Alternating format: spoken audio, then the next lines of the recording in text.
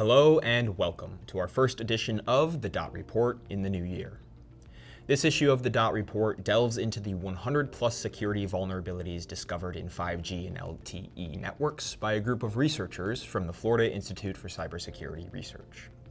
Then we discuss how Cloudflare mitigated the biggest DDoS attack recorded to date, before getting into an update on the North Korean campaign, placing fraudulent IT workers in remote positions worldwide, before briefly reviewing the recent zero-day attacks that hit Apple devices. Let's get in the weeds. While the smartphone has become an essential part of daily life for most of us, this has also made it a critical target for threat actors and cybercriminals, making it imperative that cell phone service providers stay ahead of network vulnerabilities, like those recently discovered by a group of researchers from the Florida Institute for Cybersecurity Research. The group of academic researchers discovered a concerning 119 vulnerabilities in LTE and 5G networks, which were then assigned 97 unique CVE identifiers that could each individually be exploited to disrupt cell services on a city-wide scale.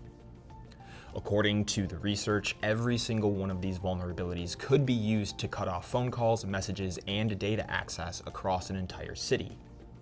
This means a successful attack could leave countless people without access to communication services or the internet in general. These discovered security flaws can be exploited in one of two ways. The first category of vulnerabilities can be exploited by any unauthorized mobile device that sends the right data packet to the network.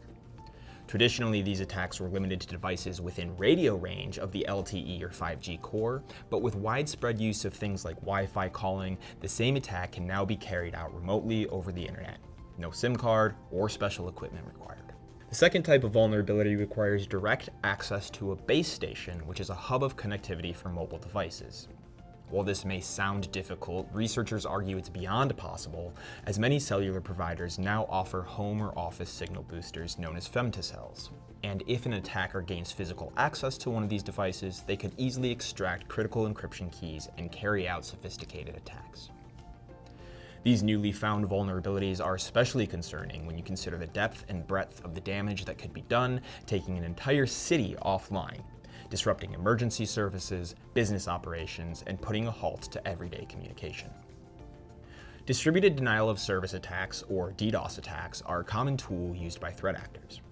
By overwhelming a server with traffic, attackers can take down websites and prevent legitimate users from accessing the systems they need.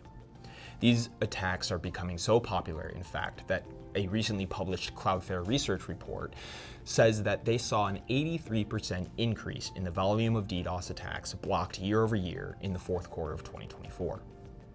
This new study also details the largest DDoS attack recorded to date, which used a whopping network of 13,000 compromised devices to reach a peak of 5.6 terabits per second on October 29, 2024.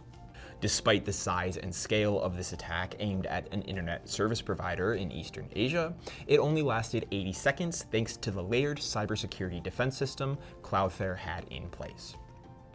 Even more impressive than the sub-90-second duration of the attack is that the entire cyber incident was detected and mitigated with automated cybersecurity defenses that entirely prevented performance degradation. This story highlights the power of a defense-in-depth strategy and automated cybersecurity defenses. In a major update to an ongoing international situation, the Department of Justice has indicted 5 individuals alleged to be involved in a global cyber espionage campaign headed by North Korea. The campaign aims to place North Korean nationals in open remote IT positions around the world, funneling both the salary-secured and stolen proprietary information back to the Democratic People's Republic of North Korea. While the indictment will undoubtedly reveal more about the overarching goal of the campaign as well as North Korea's position, a recent report from Nisos, a threat intelligence firm, indicates that Japanese companies are also being targeted in the same way, raising concerns about the true size and scale of this operation.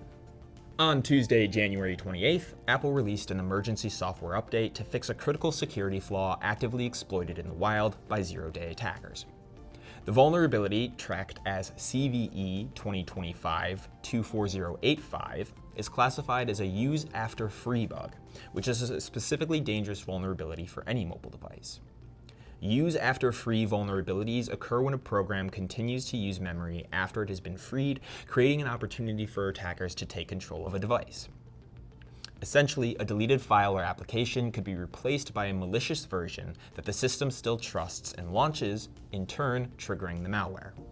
While Apple hasn't disclosed how attackers have been exploiting this flaw, the company has urged users to update their devices immediately to protect against potential threats. The stories this month highlight the value of cybersecurity in industries like critical infrastructure that could affect full cities if hit by a successful cyber attack. The growing rate of DDoS attacks and the power of a defense-in-depth strategy, the role of cybercrime in international espionage, and once again, highlights the importance of keeping devices regularly updated. That's all for this month, so thanks for watching. I'm Andrew Mancini with .security, and this has been our kickoff for the Report in 2025. Browse safe out there, and we'll see you next month.